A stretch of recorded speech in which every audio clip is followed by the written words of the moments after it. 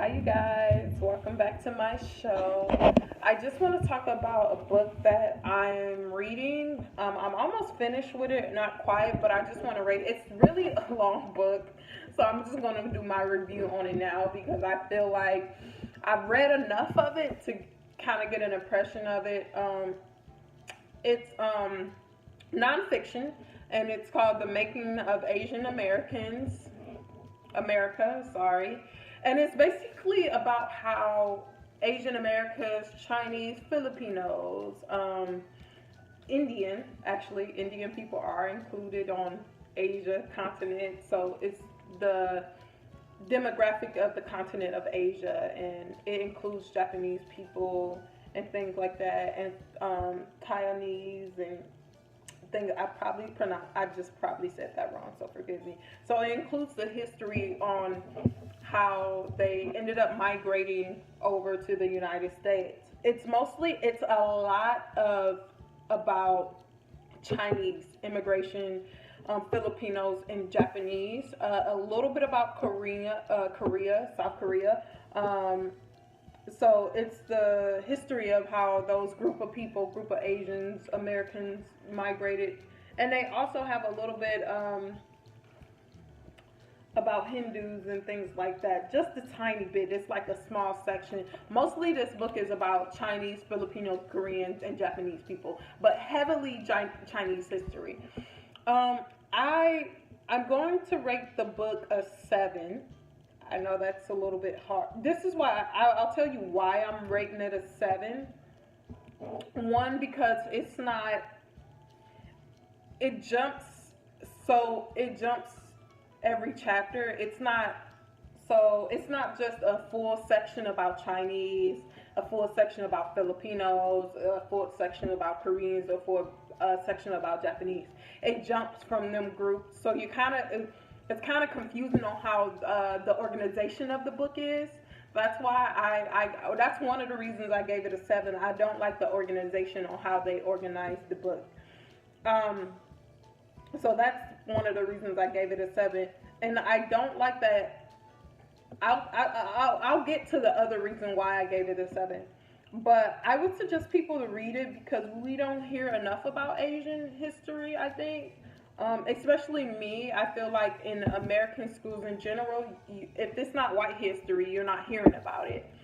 And especially I grew up in the Midwest. We do not have a big population as it Asian population as we do here in California. Now I live in California, so it's like the Asian population here is so different than the Midwest. So I think if you're a history person, please read it. I think it's very interesting that you learn history about Asian Americas. And one thing that I find fascinating about reading it is when I think of Asian Americas in this day and time, when I think of Asians that I interact on a daily basis and how they are today, I don't really consider them part of activism. I don't I don't think, not everybody, I don't know everybody in the whole group to say, but I'm saying in general, I don't see them really about activism because of the whole model minority, where they kind of got that by default. That's not because of them. They kind of got that by white Americans to kind of put minorities against each other. So they're considered the model minority. If you don't know what that means, Google is free. You can Google it. So Asians are labeled the model minorities. Um, and one thing that I learned a lot in this book on when Chinese came over during the gold rush, and when the Japanese people came over during their immigration and things, and when Koreans came over, they really set up their own organizations to help their community. And they actually had so many big issues with immigrations in the United States. The United States history literally repeats itself. They find a minority to blame their life on, and they attack that. It's a lot of propaganda that was back, especially during the World War II. If you don't know about World War II, when Japan successfully attacked Pearl Harbor, it was such a lot of propaganda, and Japanese Americans were placed in concentration camps. And a lot of them from even in Canada. So throughout history, America usually leads political things. So anything America did, Canada and other countries follow suit. But going back to World War II, the Japanese, after Japan attacked America successfully, Pearl Harbor, they actually took Japanese Americans and put them in concentration camps and gave them a whole bunch of issues, and some of them even got their citizenship taken away. But like I said, America repeats itself. Even before we go, just so we wind back on Chinese Americans, even when Chinese Americans came here and they were doing jobs that white Americans did not want to take, they were actually being discriminated on. And I think, oh please, in the book they talks about the largest known hanging in the United States, and where it was about 15-20 Chinese people hung at the same time in Seattle. So if you know a little bit about demographics on the West Coast, even now a lot of Asian Americans resides on the West Coast. So that would be Washington, Oregon, California, and things like that, because they came over through the gold rush. And also the railroad, when the building of the railroad, a lot of people have indentured servants. Even though Erika Lee tries to compare, she straddles the fence on almost comparing indentured servants, Asian Americans, to slaves. So I noticed she was careful with that, but she wanted to compare them to slaves so bad.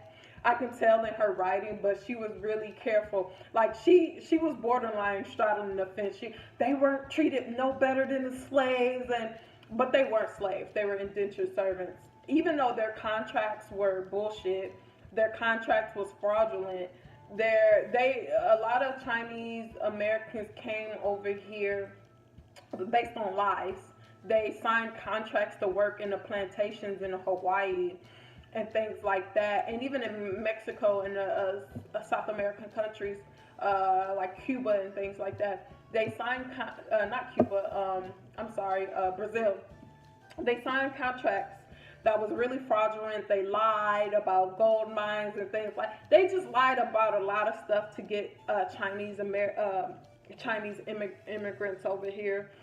And then once they were over here, all the white poor people complained about them. So once again, America histories always repeat themselves. And it was nice to see that they named us so many historical figures, Asian Americans did activism. It was nice to read about that, because when I think of Asian Americans, I don't think of activism. And the reason I don't think of activism, because I meet a lot of Asian Americans that are racist against black people, and they think black people are lazy, and they think if it was without affirmative action, black people would be nowhere. They think we're all food stamp people and stuff like that. So when you interact with a lot of Asian people like that, you don't really, you begin to have different biases on them and think they're not activism.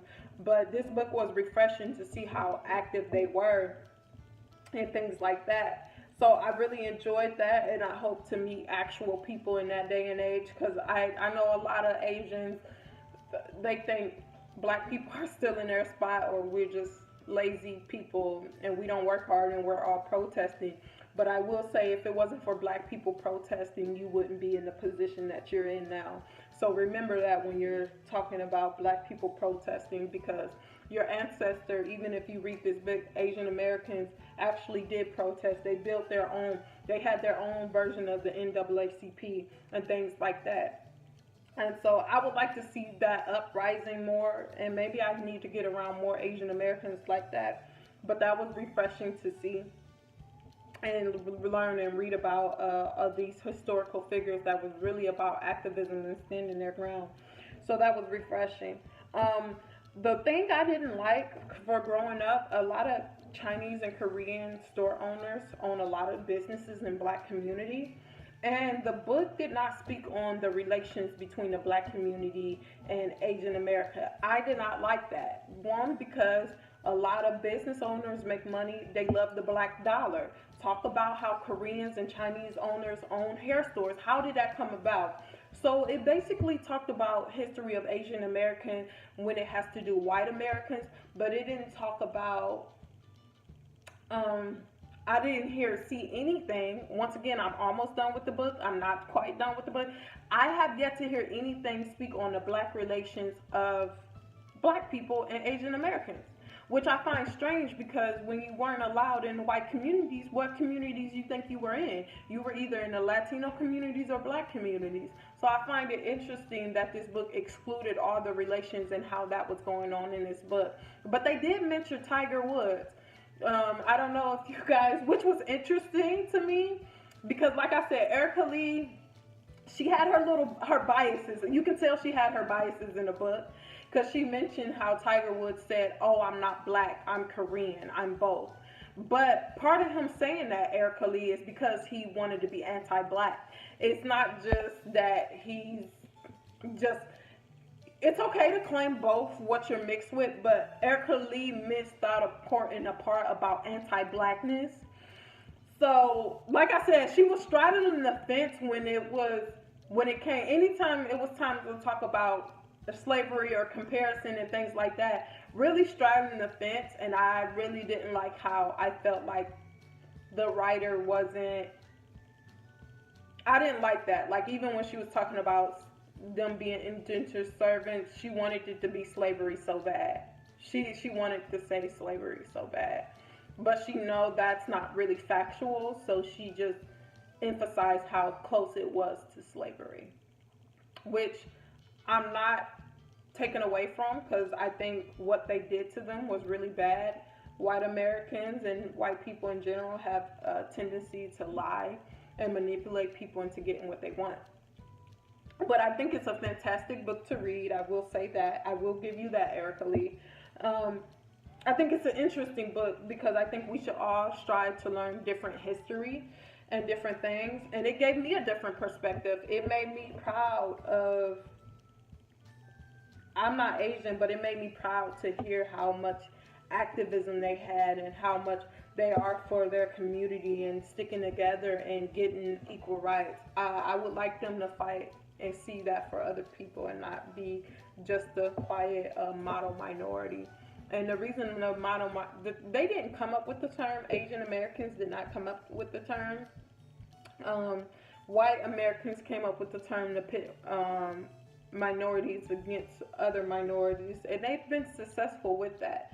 But I really love the book. I think it's a good read. I think one thing, Erika Lee, I can give you, you did put a lot of facts in here, and it was a lot of history.